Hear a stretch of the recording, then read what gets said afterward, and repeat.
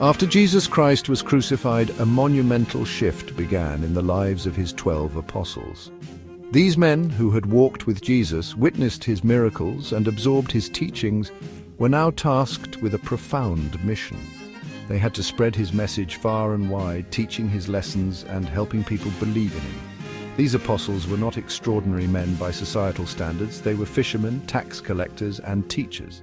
Yet they were given an extraordinary task. Their mission was fraught with danger and uncertainty.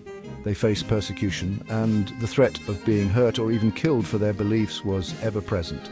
The apostles were not just followers. They were Jesus' closest friends and confidants. Despite their close relationship with Jesus, their lives did not end in peace and tranquility. They ventured into foreign lands, often facing resistance from those who were unwilling to change their ways. These were places where their message was met with hostility and rejection. The regions they traveled to were steeped in ancient traditions and rituals. These areas were often under the control of powerful empires like the Romans, who viewed the new faith as a threat to their authority. The apostles, who had seen Jesus perform miracles and had heard his profound teachings firsthand, would ultimately face tragic and meaningful deaths, each in their own way. Let's delve into the stories of these 12 apostles, whose fates were sealed by their unwavering faith.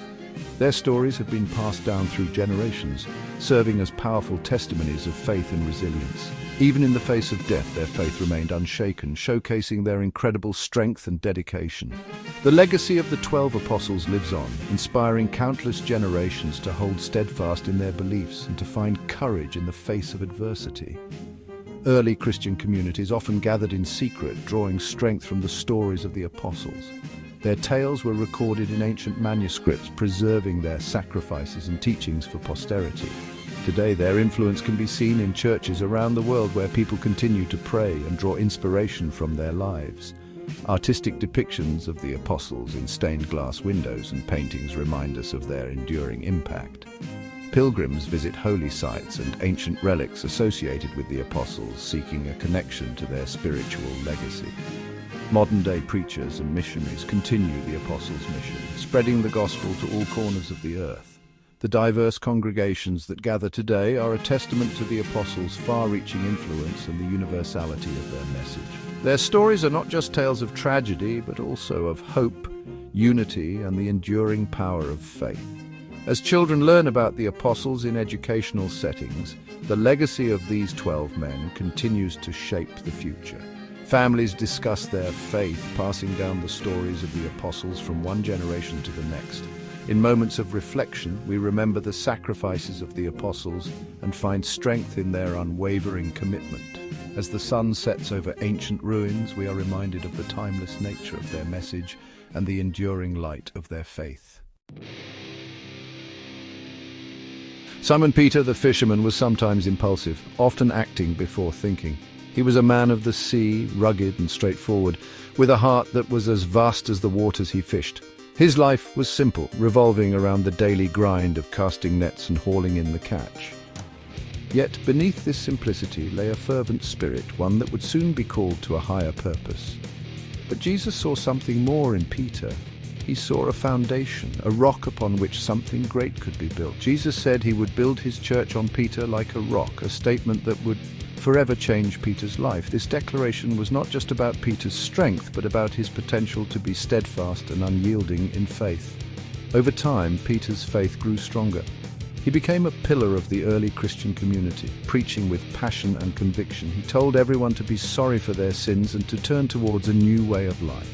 His words were not just sermons, they were calls to transformation, urging people to embrace a faith that was both profound and life-changing.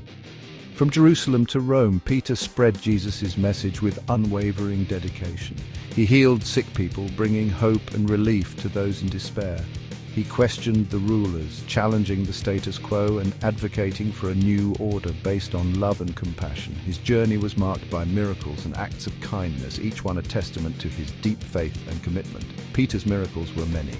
In Jesus' name, he performed acts that defied explanation, restoring health and hope to countless individuals. These miracles were not just displays of power, they were signs of the divine presence working through him, affirming the message he preached and the faith he embodied. But Rome, the big powerful empire, didn't like this. The message of love and equality that Peter spread was a threat to their authority. The Roman Empire, with its vast power and influence, saw the growing Christian movement as a challenge to its control. The more Peter preached, the more he became a target for those in power. Peter, who used to be afraid, was now brave. His transformation from a simple fisherman to a bold preacher was remarkable. He stood up to the authorities with courage, speaking truth to power. Rome was angry at him, seeing his defiance as a direct affront to their rule. Yet Peter's bravery only grew, fueled by his unwavering faith. They arrested him and said he would die. The Roman authorities, determined to silence him, saw no other option. Peter was thrown into prison, his fate seemingly sealed. But even in chains, his spirit remained unbroken. He continued to inspire those around him, his faith shining brightly in the darkest of times. The Romans decided that Peter wasn't good enough to die the same way Jesus did. They wanted to make an example of him to show that anyone who defied their rule would face a humiliating and painful death. They chose to crucify him, but in a manner that was meant to degrade and dishonor him. They put him on a cross upside down. This act was meant to be a final insult, a way to strip him of his dignity. Yet, even in this moment of ultimate suffering, Peter's faith did not waver. He accepted his fate with a serene heart, finding peace in his unwavering belief. Even as he died, Peter still believed. His faith was a beacon shining brightly even in the face of death. His serene expression in his final moments was a testament to his deep and abiding faith. He knew that his death was not the end, but a passage to something greater. His death was a warning to anyone who disobeyed Rome.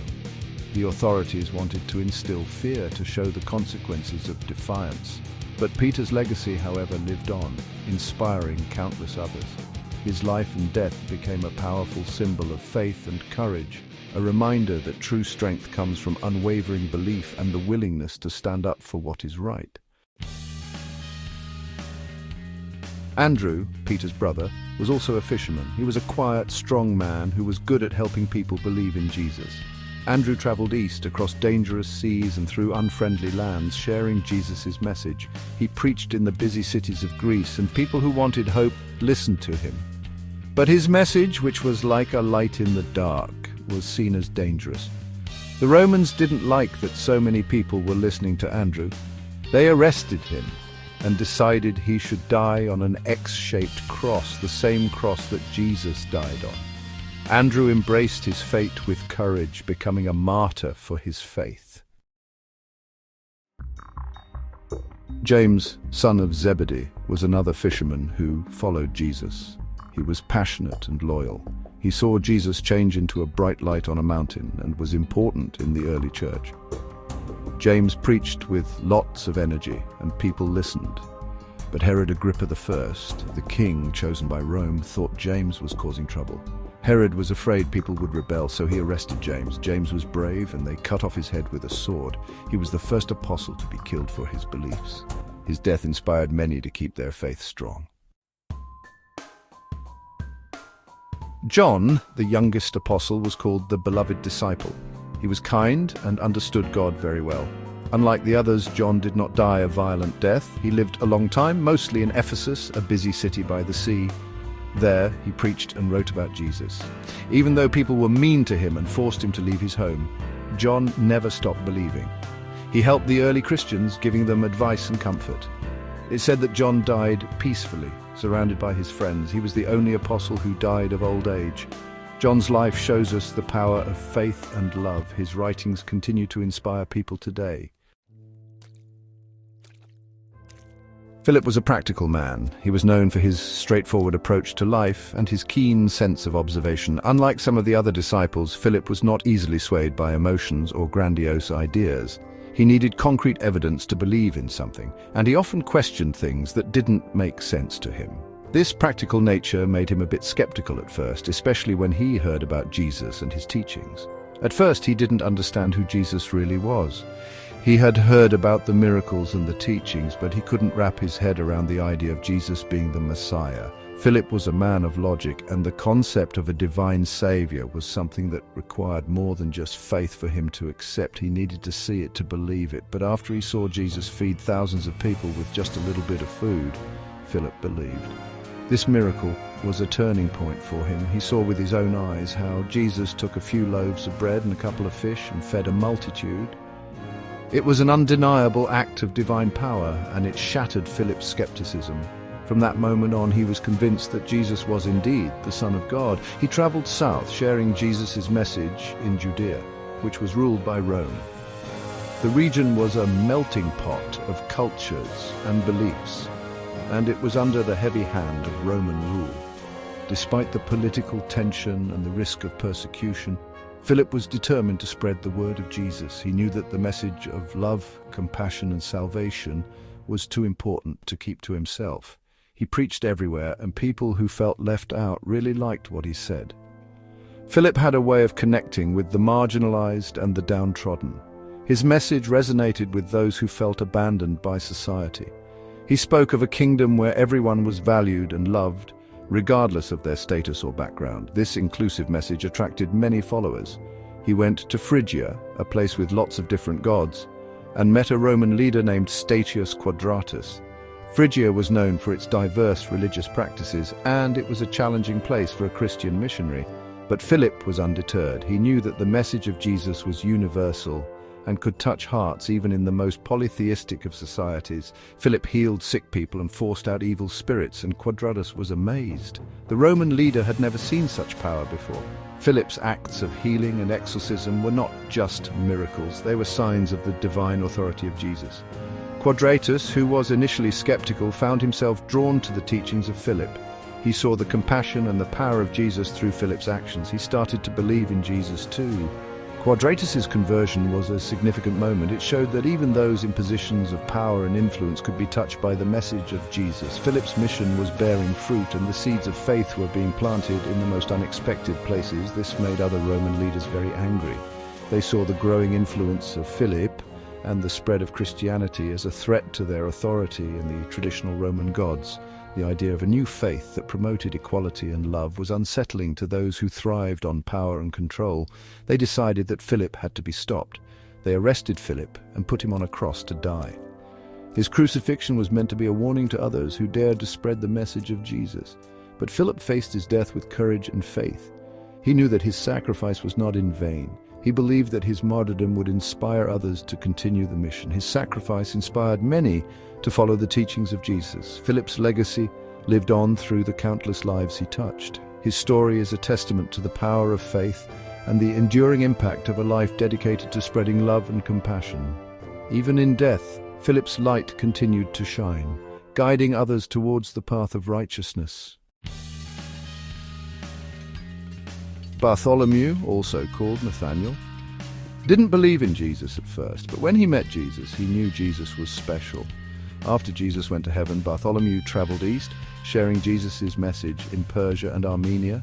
He preached to everyone, from kings to poor people, but the priests of Armenia didn't like what he said. They thought he was dangerous. They arrested Bartholomew and did a terrible thing. They peeled the skin off his body while he was still alive. Even though it hurt so much, Bartholomew still believed in Jesus. His unwavering faith inspired many, and his story continues to be told today.